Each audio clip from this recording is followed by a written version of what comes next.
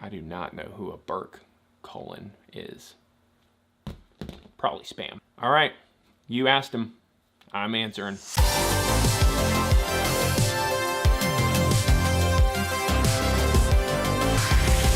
So over the last week, my channel broke over 200 subscribers. To every one of you that has subscribed, thank you so much. It means the world to me. I appreciate every one of you guys that clicked that subscribe button and is building this community with me. You guys are amazing. I appreciate each and every one of you. Thank you so much. So I put it on my Facebook, Twitter, everything.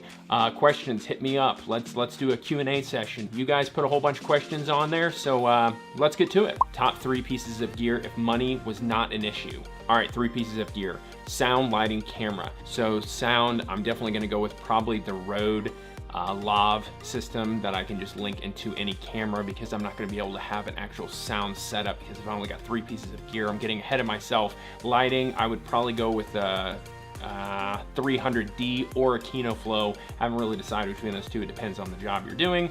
And camera, I'd probably go with an ARRI Mini. Yes, that's what I would do. What sets your soul on fire? I'm gonna say coffee, family, and filmmaking.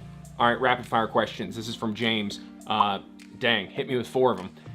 Number 1, what initially got you into creating? I've always had a passion for creating, filmmaking specifically. When I was growing up younger, I was just infatuated by everything Steven Spielberg, so I would just watch films all the time. Same thing with Star Wars, anything like that. I was just all about it. And yeah, I just always knew I wanted to film. I've always wanted to film, even when I had high 8 tape, mini DV. God, I'm showing some of my age, even some VHS. You know, we didn't actually edit stuff, we just cut it in camera, but I'm not gonna. If you had 0 subs, would you still create? Yes, and here's why. When I first started filmmaking, like I was saying earlier, I made it just to make. That's some of the problem, honestly, with creators nowadays. I don't mean to go off on a tangent, but creating to just create, to get it out of your brain, to just create something new, to do something, to challenge yourself. That's what's gonna fill that hole in your just need to create something. You just have to do it. If I had 0 subs, yes, I would still create, because you know what? Years ago, when YouTube wasn't even around, I was still creating videos. Who? Just for me, just for family, friends, and because I loved it. Who and what are your inspirations? Family, friends, other content creators, people that push me, that challenge me, anyone that makes me go, dang, I need to do better at this. Those are the people that inspire me. Do you step out of your comfort zone? If so, how?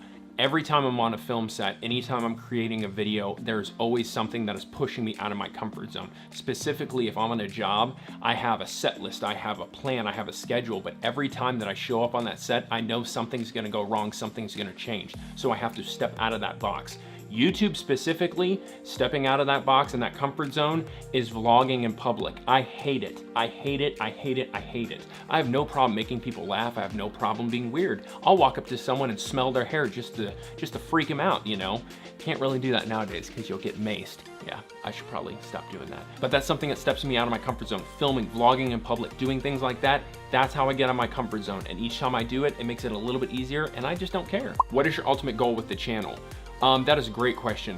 I would love to see this channel grow, mostly for the community, to help people out. When I first started out, there was nothing like this. If you wanted to learn to do filmmaking, any kind of tips, stuff like that, you went to film college, you went to film school, you actually did these things. I want to help out people. I want to grow a community. I want to connect with others. I want to build relationships, and I want to help people out. How much time do you spend to watch others create on YouTube? I need to get better at this. Honestly, sometimes I'll just binge watch and binge watch and binge watch and binge watch, and that is not good. And here's why. You need to get out and create every day. You need to try to do something. Even if you're not uploading every day, you need to try to do something new that challenges you every day. And I'm one of those people that's guilty of that. It's like I Netflix and chill with YouTube. I'll just sit there, and that sounded really odd. Okay, forget I said that. I literally just sit and binge watch it, and I have a problem with it, and I'll look and 2 hours have gone by. And I love supporting other creators. I love watching things. They challenge me and inspire me, but I need to do better as just spending a few nuggets of time here and there watching it, saving this video for later, watching it, and then move on and going and creating stuff. And all of us have fallen down this rabbit hole to where 3 weeks later, we're sitting there watching cats lick something off a dog's face, and you didn't even know how you got there. This is a good one. Was there one video that catapulted your subs, or was it just over time? It was kind of over time. I've done like I did a collab with Burke, and that was great, and I gained some people from that, but honestly, it's just over time. It's a constant grind. It's a constant doing things. It's just putting out good content. You know, just stick your head down, start making stories, start making things about what you love, and you will forget about the numbers, and then you'll look up and all of a sudden, boom, your channel has grown, which is amazing.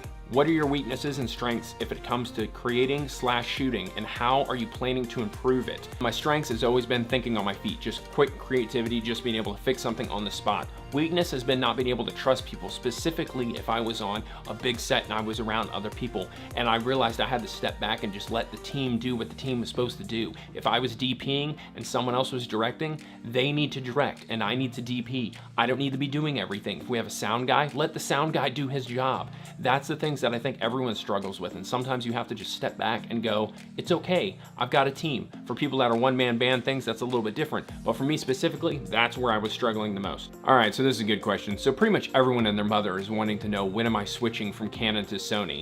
As you know, all the comments have just flooded. Shameless plug, if you haven't seen the video of me and Burke comparing Canon versus Sony, click on the link. It's hilarious. You'll enjoy it. Trust me, you won't regret it. All right, so let me give you a story. So I had the A7 III on pre-order. It was ready to come. I honestly waited for it for about 2 months. I had it ready to go. It was in my cart. The money was all sitting in my bank, ready to go out. So about 2 days before it was about to ship, and they said, yes, we have the shipment in. It is here. It's gonna be coming your way. I said, you know what? Cancel it. I've thought about it. Cancel the order. And they were like, you sure? And I was like, yes. And they really didn't want me to cancel it because it was over $2 grand, you know, that they were not getting from me. I'm sure there was about 1,000 people down the line that were about to get it. I stepped back and I looked and said, you know what? I could dump $2 grand into this body with a kit lens, which is a great setup. But for me, I still needed some lighting, I still needed some more sound, and I still needed some more lenses. So what I did is I dumped money into the Sigma 18-35 lens that I have on here. This lens is just money. It's not a cheap lens, but it was like $800, and I think I got it on sale for like $700 on this random sale that B&H did. And I took the other money and invested in the gear. That's something people really need to think about. I have nothing against Sony, but my budget really didn't give me room for this, and this, and I needed all those things. So I had to step back and say, you know what? I would love to have this camera, but I need this, and this more, and I can get all that instead of this, and get this banging lens, and it looks great. And we honestly know that you just can't get this look with a Sony camera. What was the most difficult obstacle you have faced as a creator? Hitting that upload button. I did not realize it was gonna be so challenging on me. I've done filmmaking for a very, very long time, and I did not expect uploading every week, if not a couple times a week sometimes, was gonna be this challenging. I love it, I love it, I love it, but I was not expecting it to be this challenging. And the reason I love it so much is because I'm growing from it. Which video are you most embarrassed about? The one I'm most embarrassed about is me and my friend Zach did 15 years back on some of our old videos. Like, we look back on these videos we made 15 years ago. I'll link it above. Super funny. I was so embarrassed when we filmed it. It was hilarious. You would enjoy it, trust me. People keep asking for a part 2, so part 2 should be coming sometime soon. Where do I want to be a year from now? I want to be younger, but that's not gonna happen. I still want to be making videos, and I want to keep drinking coffee. What's your motivation for video making? I love it. I love everything about video making. It is just my passion. I could not go on without creating. I love it. What will be your 2,000 milestone? That's a good one. I don't know. Maybe give away something. Maybe do like a YouTube tour where I hang out with other content creators, like all within a week or something like that. That sounds exhausting, but I'm not opposed to it. Definitely something cool.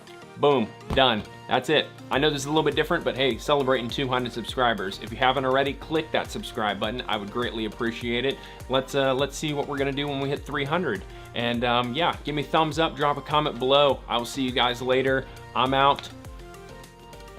I got nothing cool to say. Deuces.